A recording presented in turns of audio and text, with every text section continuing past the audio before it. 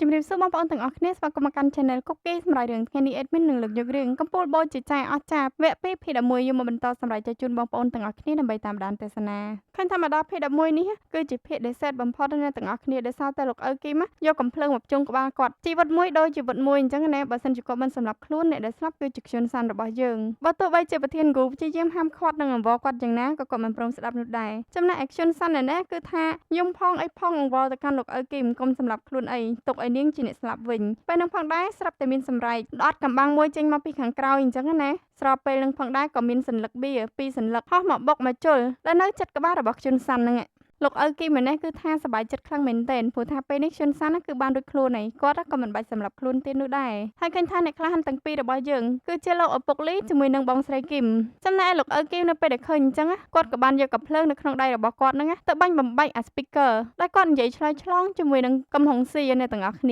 បន្ទាប់មកឃើញថាគ្រប់គ្នាគឺនាំគ្នាទៅជួយស្រាយចំណងឲ្យខ្ជុនសានទាំងញាប់ដៃញាប់ជើងអញ្ចឹងណាចំណែកកំហុងស៊ីនេះឃើញថាមួម៉ៅខ្លាំងមែនទែនបានបំផ្លាញរបស់របរដែលនៅក្នុងឡានរបស់គាត់ហ្នឹងធ្វើអីក៏បរាជ័យដែរពេលនេះពេលនោះផងដែរខ្ជុនសានលោកឪគឹមជាមួយប្រធានគូក៏នាំគ្នាងើយមើលទៅកាន់បងស្រីគឹមជាមួយលោកឪលីអញ្ចឹងណាប៉ុន្តែពួកគាត់ទាំងពីរមិនព្រមទទួលស្គាល់ថាពួកគាត់គឺជាបងស្រីគឹមនិងលោកឪលីនោះទេដែលគាត់និយាយថាគាត់គឺជា super hero អីចឹងទៅនិយាយហើយគាត់ក៏បានចាក់ចេញពីទីនោះខ្ជុនសានលោកឪគឹមជាមួយប្រធានគូបានដើរចេញពីព្រះវិហារទាំងសប្បាយរីករាយអញ្ចឹងណាដើរបដើនិយាយបដើអញ្ចឹងទៅស្រាប់តែពេលហ្នឹងលោកឪលីជាមួយបងស្រីគឹមក៏បានរត់មកដល់នឹងសួរថាតើមាននឹងអីកើតឡើងមាននឹងអីកើតឡើងពួកខ្ញុំមិនដឹងរឿងអីតទៅសោះគេធ្វើពើអញ្ចឹងណាខ្ជុនសានក៏សួរថាអញ្ចឹងអំបញ្ញមិញមិនមែនជាអ្នកទាំងពីរទេមែននិយាយហើយគាត់ក៏ងាកសរសើរដាក់លោកឪគឹមអញ្ចឹងណាលោកឪគឹមក៏និយាយថាមិញទៅដូរតែកៅអៅនោះទេស្បែកជើងដូរអត់តនោះទេមកខាងខ្មៅមកខាងសពេលនោះផងដែរទៅបងស្រីគឹមជាមួយលោកឪលីទទួលស្គាល់ថាអំបញ្ញមិញគឺពិតជាពួកគាត់ពិតមែនគាត់ថាពួកគាត់ចង់លាក់សមាសភាពមួយរយៈអញ្ចឹងណាប៉ុន្តែបែរជាត្រូវគេចាប់បានបន្ទាប់មកលោកឪគឹមក៏បានសម័យនៅពេលដែលគាត់ឲ្យសង្សាក់ជាមួយនឹងយ៉ូហានបន្លំខ្លួនធ្វើជាកម្មករធ្វើផ្លូវនៅទាំងអស់គ្ន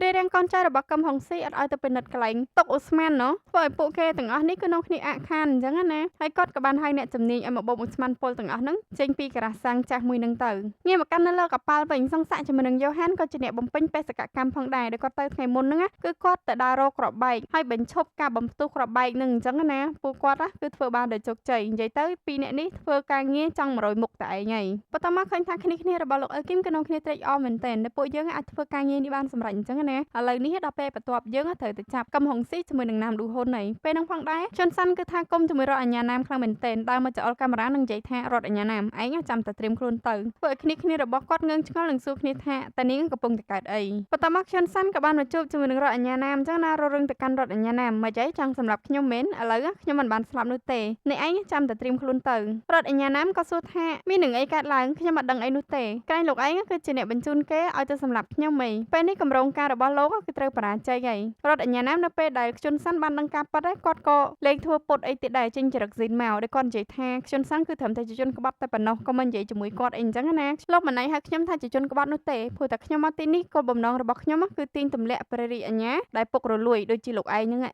នាងគួរតែធ្វើឲ្យបានល្អជាងនេះអ្វីដែលខ្ញុំធ្វើគឺមើលទៅតាមពេលវេលាមិនចង់ឲ្យខ្ញុំដាក់ផុសតាំងបញ្ជូនអ្នកឯងជាមួយនឹងកំហុងស៊ីចូលក្នុងគុកអត់ឆ្លោះជាមួយខ្ជុនសាន់អត់តន់ឈ្នះផងបែរជាលេខារបស់គាត់ម្នាក់ទៀតបានចូលមកនឹងនិយាយថាខ្ញុំក៏បានប្រមូលផុសតាំងជាច្រើនបានផងដែរធ្វើរកអញ្ញាណាម្នាក់គឺថាភ្ញាក់ផ្អើលតែម្ដងអីចេះស្អីទៀតឯហ្នឹងនាងក៏ជាជនក្បត់ដែរហេតុអីបានជាខ្ញុំទៅតែដឹងនៅពេលនេះអញ្ចឹងម៉ារីបាននិយាយទាំងការឈឺចាប់អញ្ចឹងណាខ្ញុំបានលើថាអ្នកចាក់ស៊ូជូននៅលើសាកសពរបស់ប្រធានរដ្ឋអាជ្ញាផាកតើអ្នកហៅខ្លួនឯងថាជាមនុស្សបានដែរឬទេអ្នកទាំងពីរគឺជាមនុស្សដែលរៀនច្បាប់យ៉ាងហោចណាស់ក៏ដឹងថាគួរតែមានភស្តុតាងដើម្បីធ្វើការចោទប្រកាន់ទៅលើអ្នកណាម្នាក់ផងដែរមិនអាចនិយាយតែមាត់ហើយមកចោទប្រកាន់ខ្ញុំដោយងាយៗបែបនេះនោះទេខ្ញុំមានវីដេអូនិងការថតជាច្រើនរបស់អ្នកដែលជួបជាមួយនឹងកឹមហុងស៊ីតើវាមានបញ្ហាអីគ្រាន់តែខ្ញុំជួបជាមួយនឹងគេហ្នឹងអ្នកមិននឹងអាចនិយាយថាខ្ញុំខុសខិតជាមួយនឹងកឹមហុងស៊ីបានមិនគួរឲ្យជឿថាអ្នកឯងគឺជាមនុស្សដែលប៉កែដោះសារយករួចខ្លួនដល់ថ្នាក់ហ្នឹងរដ្ឋអាជ្ញាផាកនាងដែរឮអំពីពាក្យថាច្បាប់ដូចជាសបុកពេញពីងអត់សបុកពេញពីងចាប់បានតែសត្វរុយតូចតាចតែប៉ុណ្ណោះវាមិនអាចចាប់បានសត្វបក្សីដ៏ធំដូចជាខ្ញុំនោះទេ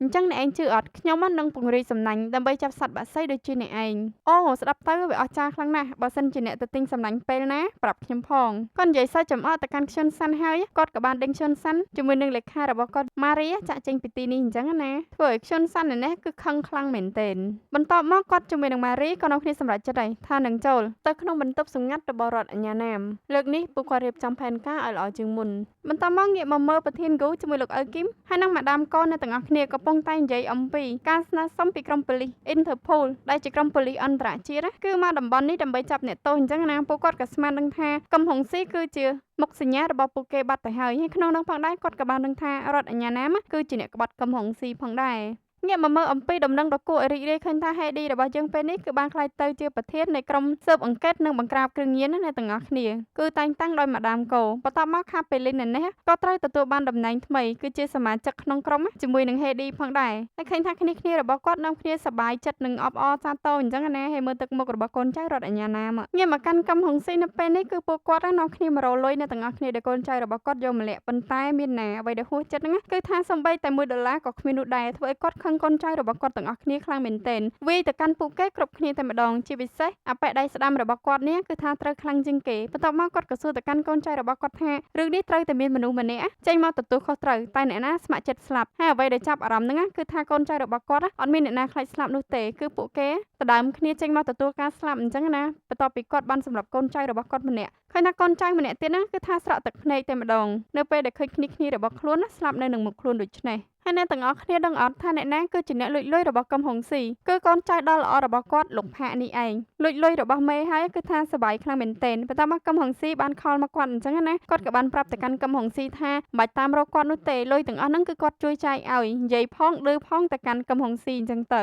ស្រាប់ពេលហ្នឹងផងដែរដុកសាំងក៏នៅជាមួយនឹងពួកគាត់ដែរពេលនេះពួកគេគឺជាដៃគូសហការដ៏ល្អអញ្ចឹងណាគាត់ក៏បានសួរទៅកាន់លោកផាកថាអត់ខ្លាចកំហុងស៊ីមកដល់ទីនេះទេអីលោកផាកក៏និយាយទាំងជឿជាក់ថាកំហុងស៊ីមិនអាចរកគាត់ឃើញនោះទេពីព្រោះថាដំណើររបស់កំហុងស៊ីគឺនៅក្នុងដៃគាត់ជានិច្ចបើទោះបីជាកំហុងស៊ីមកក៏គាត់អាចដឹងអញ្ចឹងណាបានន័យថាលោកផាកគឺបានដាក់ប្រដាប់តាមដានជាមួយនឹងកំហុងស៊ីតែមិនដឹងថានៅលើឡានឬមួយក៏នៅកន្លែងណានោះទេបន្ទាប់មករត់អញ្ញាណាមជាមួយនឹងលោកផាកក៏បានមកនិយាយគ្នាអំពីទីតាំងរបស់កំហុងស៊ីអញ្ចឹងណាដែលគាត់កំពុងតែនៅកំពង់ផែឆាងរីមនិយាយទៅកំហុងស៊ីគឺថាក្អួតឈាមអត់ចេញណាទាំងអស់គ្នាមនុស្សនៅជុំវិញខ្លួនរបស់គាត់គឺសុទ្ធតែក្បត់គាត់ទាំងអស់មានតែកូនចៅរបស់គាត់ដែលមកពីភូមិមាតែប្រមាណអ្នកប៉ុណ្ណោះធ្វើឲ្យរដ្ឋអាជ្ញាណាមនេះលាន់មាត់តែម្ដងអ្នកអស្ចារ្យណាស់សូម្បីតែកំហុងស៊ីក៏មិនដឹងថាអ្នកបានតាមដានឡានរបស់គាត់ដែរបន្ទាប់មកពួកគេក៏បានពិភាក្សាថាកំហុងស៊ីផាជាចង់រត់ចេញនៅយប់ហ្នឹងអញ្ចឹងណាអញ្ចឹងហើយរដ្ឋអាជ្ញាណាមក៏និយាយថាគាត់នឹងទូរស័ព្ទទៅកាន់ Interpol ហើយប្រាប់ពួកគេឲ្យទៅចាប់ក្រុមរបស់កំហុងស៊ីនៅទីនោះតែម្ដងកុំឲ្យពួកគេរត់រួចអញ្ចឹងណាពេលដែលកំពុងតែនិយាយជាមួយនឹងលោកផាកហ្នឹ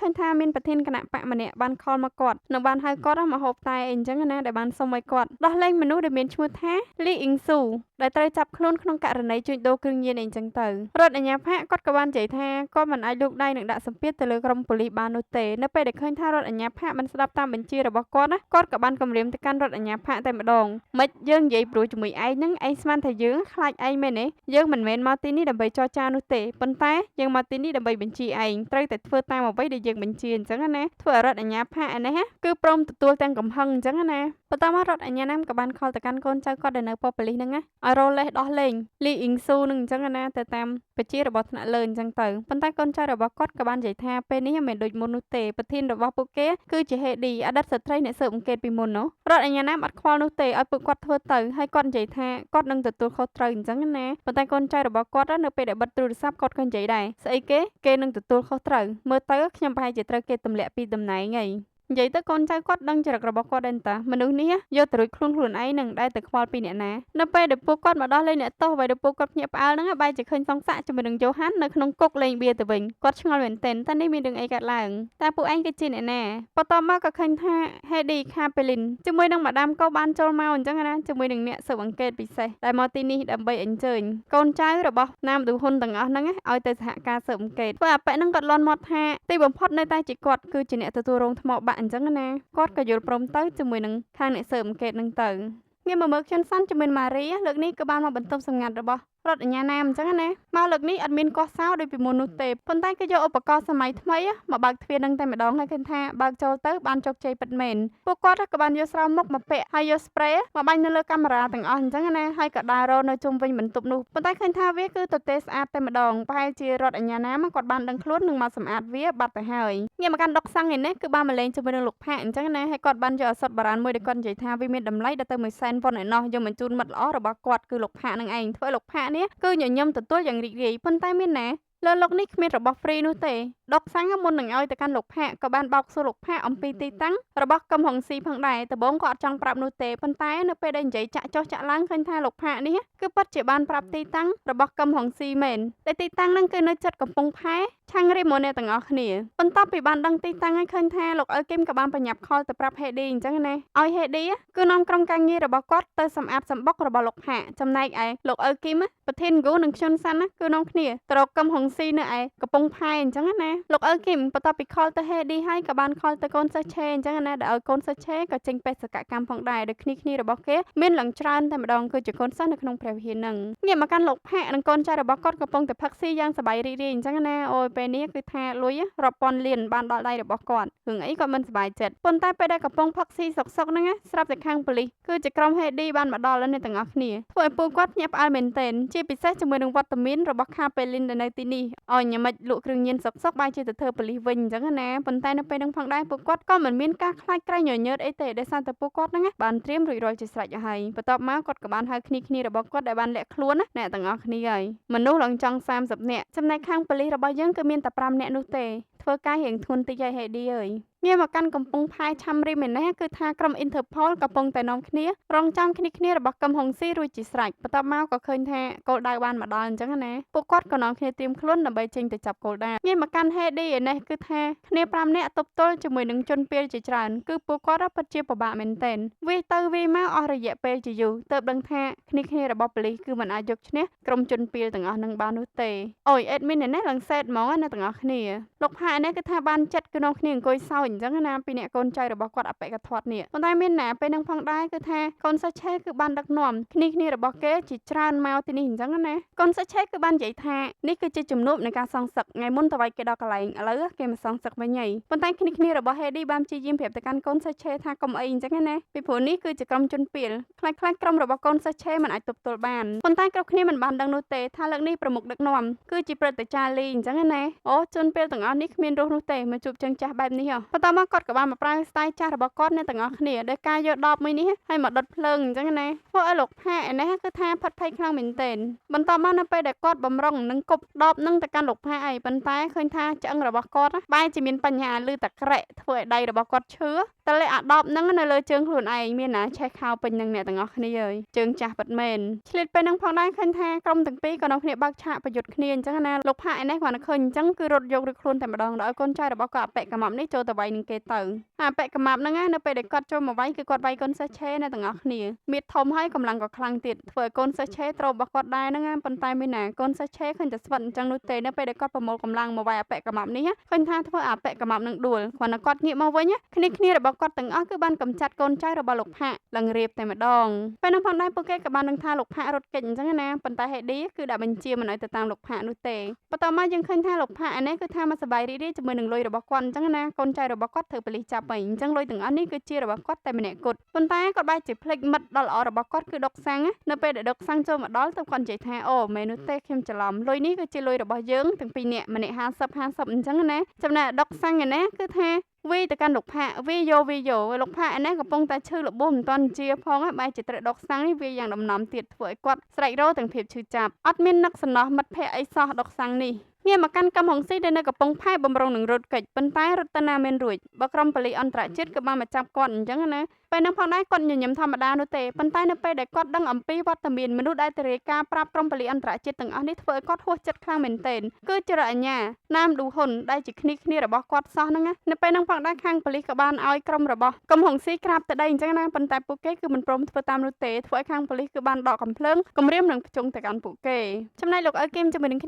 ្នាក៏បានមកដល់កំពង់ផែឆាំរៀមផងដែរអ្វីដែលគាត់ភ្ញាក់ផ្អើលហ្នឹងគឺថាពួកគាត់មកយឺតមួយជំហានហើយក្រុមប៉ូលីសទាំងអស់ហ្នឹងគឺបានមកហើយដែលសំខាន់គឺមានវត្តមានរបស់រដ្ឋអាជ្ញាណាមថែមទៀតផងបើសិនជាក្រុមប៉ូលីសទាំងអស់ហ្នឹងចាប់កំហុងស៊ីបានមែនរដ្ឋអាជ្ញាណាមគឺជាអ្នកទទួលគុណសម្បត្តិហើយទោះដែលគាត់ខົບខិតជាមួយនឹងកំហុងស៊ីកន្លងមកគឺត្រូវលុបចោលអញ្ចឹងណានៅពេលដែលគិតឲ្យពួកគេក៏នាំគ្នារត់ទៅរកក្រុមប៉ូលីសទាំងអស់ហ្នឹងចំណែកក្រុមប៉ូលីសនៅពេលដែលឃើញពួកគេរត់មកទាំងកំរោលអញ្ចឹងក៏បែកកំភ្លើងភ្ជុំមកកាន់ពួកគេនិងសួរថាតើពួកគេជាអ្នកណាខ្ញុំសានណាបានព្យាយាមប្រាប់ទៅកាន់ពួកគេថានាងគឺជារដ្ឋអាជ្ញាអញ្ចឹងណាចំណែកប្រធានហ្គូក៏បានប្រាប់ដែរថាគាត់គឺជាប៉ូលីសនាងក៏បានពន្យល់ទៅកាន់ក្រុម Interpol នឹងផងដែរ ដែរដែលនិយាយថារដ្ឋអាជ្ញាណាមគឺជាគ្នារបស់កឹមហុងស៊ីកុំជឿទៅកាន់រដ្ឋអាជ្ញាណាមអញ្ចឹងណាបន្ទាប់មករដ្ឋអាជ្ញាណាមជាមួយនឹងជនសាន់ណាគឺថាបានបកែកគ្នាបកែកទៅបកែកមកចំណែកក្រុមប៉ូលីសនេះគឺថាចង់ឈួតអីគាត់ក៏បានស្រែកឲ្យពួកគេបិទមាត់គាត់ចាត់ការជាមួយនឹងកឹមហុងស៊ីសិនចាំមកចាត់ការរឿងពួកគេតាមក្រោយប៉ុន្តែគ្នារបស់លោកអ៊ើគីមបាននិយាយថាកុំចាប់កឹមហុងស៊ីអីចាប់រដ្ឋអាជ្ញាណាមសិនទៅនៅពេលដែលក្រុមទាំងពីរកំពុងតែប្រឈមមុខដាក់គ្នា